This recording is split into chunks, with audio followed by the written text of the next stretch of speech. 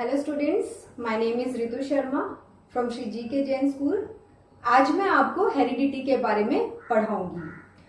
Heredity आपने घरों में सुना होगा, ज्यादातर इस तरीके से बातें होती हैं कि ये अपने फोर फादर के जैसा दिखता है या ये अपनी मदर के जैसी दिखती है। तो इसका कारण क्या है? इसका कारण है हेरिडिटी। हेरिडिटी का मतलब होता है transfer of genetic material from one generation to another is called heredity।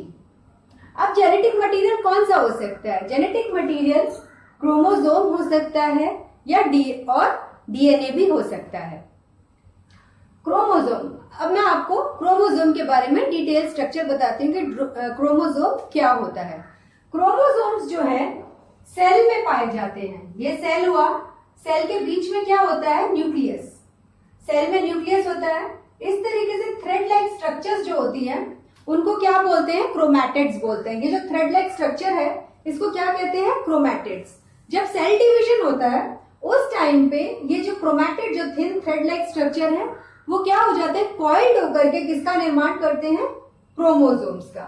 ये तो हो गया बेसिक कि क्रोमोसोम किधर पाया जाता है। क्रोमोसोम्स की जो डिस्कवरी की थी, chromosomes is discovered by Waldeyer. Waldeyer नामक साइंटिस्ट ने क्रोमोसोम की गुणसूत्र की खोज की थी। ये क्रोमोसोम का स्ट्रक्चर है। अब इसका मैं आपको बताती हूँ कि किस तरीके से क्रोमोसोम बना हुआ होता है। क्रोमोसोम्स में दो भाग होते हैं, जैसा कि आप देख रहे हैं, एक ये स्ट्रैंड और एक ये दूसरी आर्म। दो आर्म्स हैं, भुजा, एक पहली भुजा, ये दूसरी भुजा, दो आर्म्स से मिलकर के बना होता है। ये जो दोनों आर्म्स जहां पर जुड़ी हुई होती है, ये जो पार्ट आप देख रहे हैं, इसको क्या कहते हैं? इसको बोलते हैं सेंट्रोमियर। ये क्या है? सेंट्रोमियर। जहां पे दोनों आर्म्स जुड़ी हैं उनको क्या बोलते हैं? सेंट्रोमियर। सेंट्रोमियर। Clear students? अब आप देखेंगे ये वाली जो स्ट्रैंड है, मतलब ये आर्म है, इसके ऊपर ऐसे ऐसे धारियां आपको नजर आ रही हैं। ये जो लाइंस आप देख रहे हैं इन्हें क्या बोलते हैं? क्रोमैटिड्स या क्रोमोनिमेटा।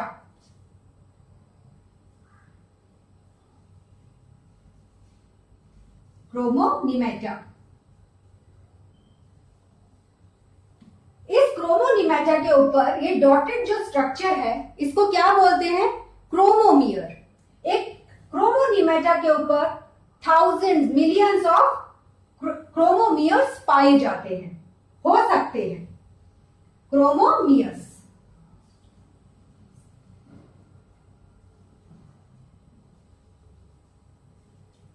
क्रोमोसोम्स के चारों तरफ एक आवरण पाया जाता है, उसको क्या बोलते हैं?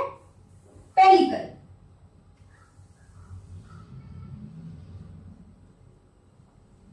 क्लियर? इस स्ट्रैंड के अंदर या इस भुजा के अंदर एक द्रव्य भरा होता है। क्या भरा होता है? एक फ्लूइड होता है जिसे क्या बोलते हैं? मैट्रिक्स। ये क्या है? मैट्रिक्स। मैट्रिक्स। क्लियर? ये जो आगे के, ये जो दो भाग आपको दिख गए, एक तो छोटी भुजा और एक ये बड़ी वाली भुजा। आप ये आगे वाली भुजा में देखेंगे, जो आर्म है ये आगे वाली, इसमें एक जो आगे का जो ये भाग है इसको क्या बोलते हैं? Satellite zone. क्या बोलते हैं? Satellite zone.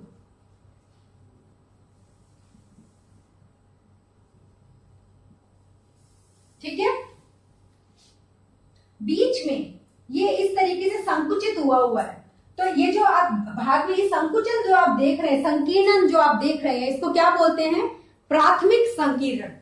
ये क्या है? प्राथमिक संकीर्ण। Clear students? ये हमारा क्रोमोसोम का स्ट्रक्चर है। होप सो आपको क्लियर हुआ होगा। एक बार वापस से मैं आपको समझा देती हूँ, एक्सप्लेन कर देती हूँ। क्रोमोसोम की खोजकर्ता कौन थे? वाल्डेयर। उसके बाद जो क्रोमोसोम का स्ट्रक्चर है वो मैं आपको डिस्क्राइब करती हूँ। क्रोमोसोम के देखिए दो आर्म्स हैं, ये वाली आर्म है, ये एक दूसरी वाली आर्म ये वाली है। दोनों आर्म्स जहां पे जुड़ी है उस पोर्शन को क्या बोलते हैं? उस पार्ट को क्या बोलते हैं? सेंट्रोमियर। क्लियर? आगे वाला जो आप ये भाग देख रहे हैं, ये जो इस तरीके से फ्रंट जो है इसका सैटेलाइट जोन।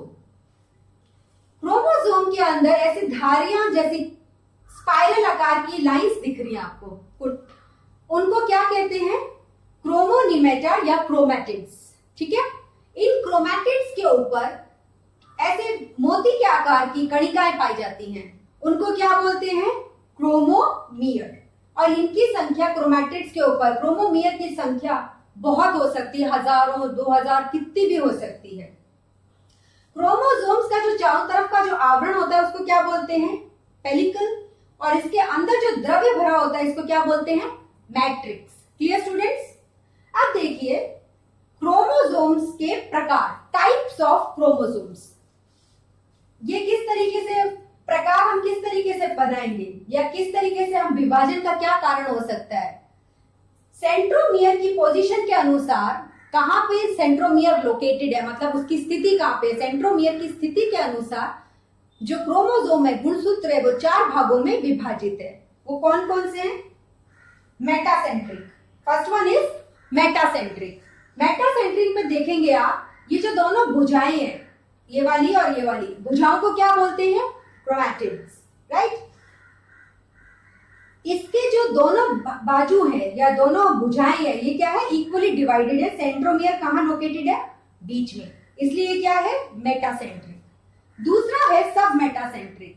इसमें जो सेंट्रोमियर की आप पोजीशन देख रहे हैं, ये थोड़ा सा क्या है? ऊपर की तरफ है। ये वाली भुजा थोड़ी छोटी है और ये क्या है? थोड़ी बड़ी। तो ये क्या है? सब मेटासेंट्रिक। सेंट्रोमियर की पोजीशन के अनुसार ये क्या है? सब मेटासेंट्रिक। एक्रोसेंट्रिक। एक्रोसेंट्रिक के अंदर जो ये सेंट्रोमियर है, ये क्या है? बहुत ऊपर की तरफ स्थित है। जो दो भुजाएं हैं, जो ऊपर वाली भुजाएं हैं बहुत छोटी है और नीचे वाली भुजाएं क्या है? ज्यादा बड़ी हैं। तो ये क्या है? एक्रोसेंट्रिक। फिर बात होती है टीलोसेंट्रिक। टीलोसेंट्रिक के अंदर जो सेंट्रोमियर की जो पोजीशन है, लोकेशन है, वो कहां है? बिल्कुल ऊपर। तो ये क्या है? टीलोसेंट्रिक। Clear students? क्रोमोसोम्स का खाली एक ही कार्य नहीं है कि ये एक पीढ़ी से दूसरी पीढ़ी में स्थानांतरित होता है या ये आनुवांशिक पदार्थ है जो एक पीढ़ी से दूसरी पीढ़ी में जाता है। इसके अलावा इसका दूसरा कार्य भी होता है डिटर्मिनेशन ऑफ सेक्स के अंदर, यानी कि लिंग निर्धारण के अंदर।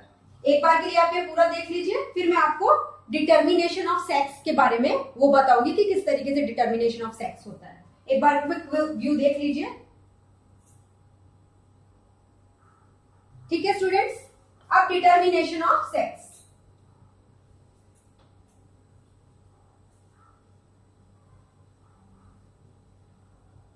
हेडिंग क्या है? दूसरा टॉपिक क्या है?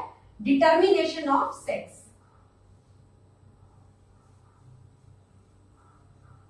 Determination of sex.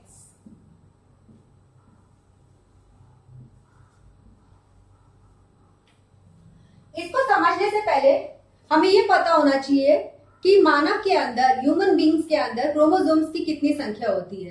क्रोमोसोम की टोटल संख्या जो एक कोशिका के अंदर, मनुष्य के अंदर होती है, वो होती है 46 नंबर। कितने गुणसूत्र पाए जाते हैं मनुष्य के अंदर? 46। अब देखिए एक टर्म आती है ऑटोसोम्स। ऑटोसोम्स, इसका मतलब हमें पता होना चाहिए कि ऑटोसोम्स क्या होते हैं। 22 पेयर्स, मैंने क्या कहा? 22 pairs of chromosome is called autosomes. 22 pairs का मतलब हो गया 44 क्रोमोसोम्स। और पेयर्स में बात की जाए तो 22 जोड़े गुणसूत्र के क्या कहलाते हैं? ऑटोसोम्स। ठीक है? अब एलोसोम्स, दूसरी टर्म क्या है? एलोसोम्स। वन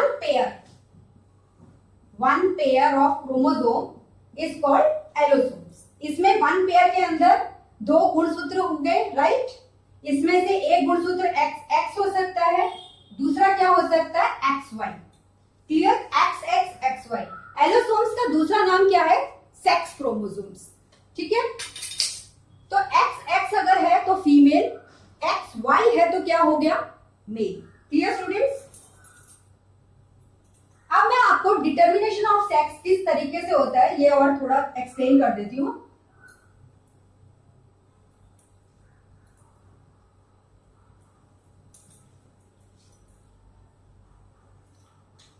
देखिए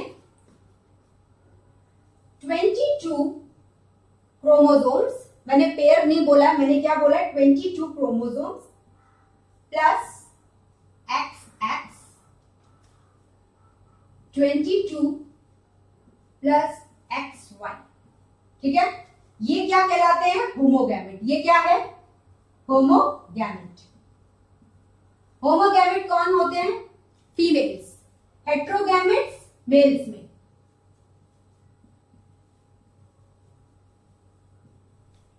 होमोगैमेट क्यों है, क्योंकि ये वाला जो सेक्स क्रोमोसोम है इसके अंदर क्या है, आप देख रहे हैं XX, इसके अंदर क्या देखेंगे आप, हेट्रोगैमेट क्यों कहलाएगा, क्योंकि इसके गैमेट्स देखिए X है और दूसरा क्या है, Y। तो ये क्या है, फीमेल, क्योंकि दोनों क्रोमोसोम क्या है, सेम। ये वाला क्या है, मेल। मेल में X और Y दोनों तरीके के क्रोमोसोम्स पाए जाते हैं। अब देखिए कॉम्बिनेशन जब होता है 22 प्लस 22 क्या हो गया, 44 प्लस X से मिलकर के क्या बना, XX।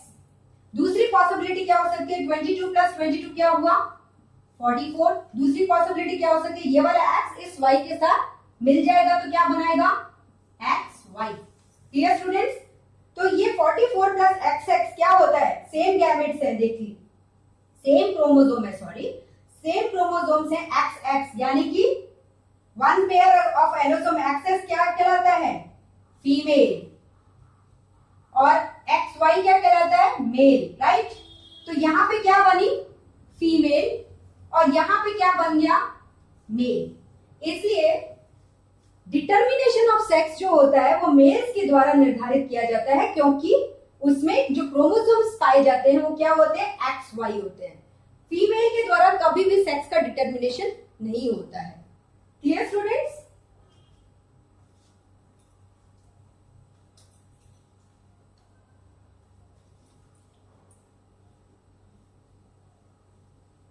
अब मैं आपको नेक्स्ट टॉपिक जो पढ़ाने जा रही हूं, डीएनए के बारे में।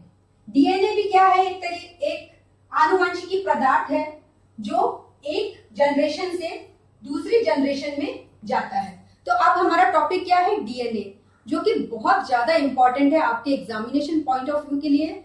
It will 98% I am sure, damn sure that it will come in your exam, so you should study it properly. So DNA, okay students. DNA का फुल फॉर्म होता है deoxyribo nucleic acid. What is the full form of DNA, deoxy ribo nucleic acid. Okay students, DNA की जो खोज की थी वो Watson and Crick नामक दो वैज्ञानिकों ने की थी, और उन्होंने डीएनए की संरचना को एक मॉडल बनाया और उसका नाम क्या दिया, वॉटसन एंड क्रिक मॉडल। उन दोनों वैज्ञानिकों ने क्या नाम दे दिया, डीएनए को संरचना समझाने का जो मॉडल है उसका क्या नाम दिया, वॉटसन एंड क्रिक मॉडल। तो मैं अब आपको डीएनए के बारे में उसकी संरचना की डिटेल स्टडी करवाती हूँ, क्योंकि वो बहुत इंपॉर्टेंट है एग्जामिनेशन पॉइंट ऑफ व्यू से। सो डीएनए जो है वो 3 भागों से मिलकर के बना होता है। First one is sugar, second one is nitrogenous base,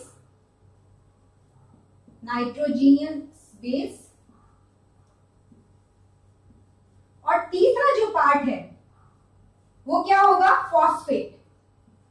phosphate group. Okay students, आगे आपको समझ में, डीएनए जो होता है 3 भागों से मिलकर बना है, शुगर, नाइट्रोजनस बेस और फॉस्फेट। ठीक है, अब डीएनए की संरचना कैसी होती है, डबल स्ट्रैंडेड होता है। कैसा होता है, डबल स्ट्रैंडेड होता है।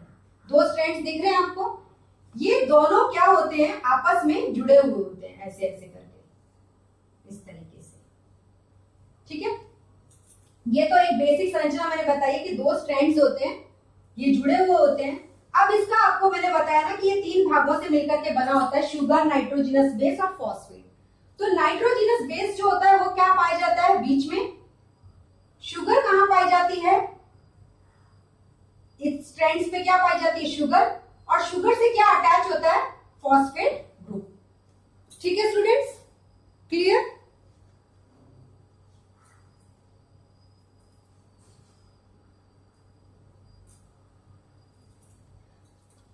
शुगर जो है डीएनए के अंदर पेंटोस शुगर से पाई जाती है। कौन सी शुगर होती है?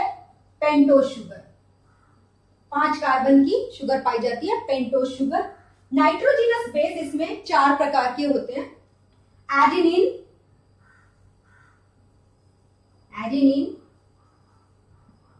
ग्वानिन, साइटोसिन,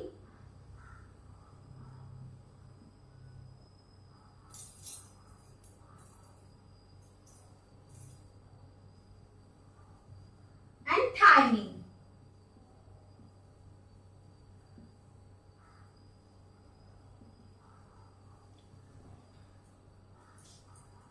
नाइट्रोजनस बेस कितने प्रकार के होते हैं?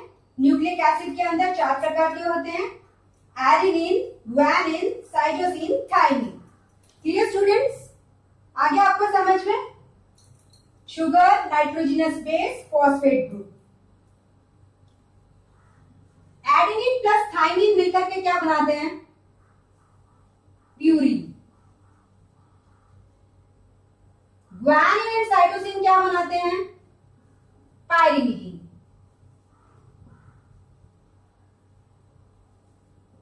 ठीक स्टूडेंट्स, आगे आपको समझ में डीएनए 3 चीजों से मिलकर बना है, शुगर, नाइट्रोजनस बेस और तीसरा क्या है?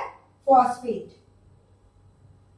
Adenine, cytosine, guanine and thymine, ये क्या है? 4 नाइट्रोजनस बेस है।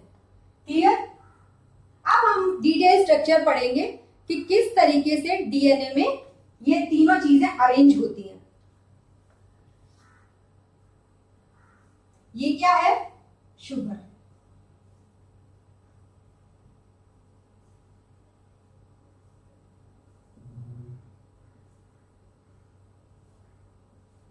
ये क्या है? शुगर। ये भी क्या है? शुगर। और यहां पे क्या जुड़ा हुआ है? Phosphate group. इसी तरीके से यहां पे भी यही संरचना होती है, शुगर और ये फॉस्फेट, ये भी शुगर और ये फॉस्फेट। इस तरीके से ये न्यूक्लियोटाइड बन जाता है पूरा। ठीक है स्टूडेंट्स, ये पूरी लॉन्ग चेन बन जाती है। तो एक बार क्विक व्यू आपको बता देती हूँ डीएनए के बारे में कि डीएनए क्या होता है।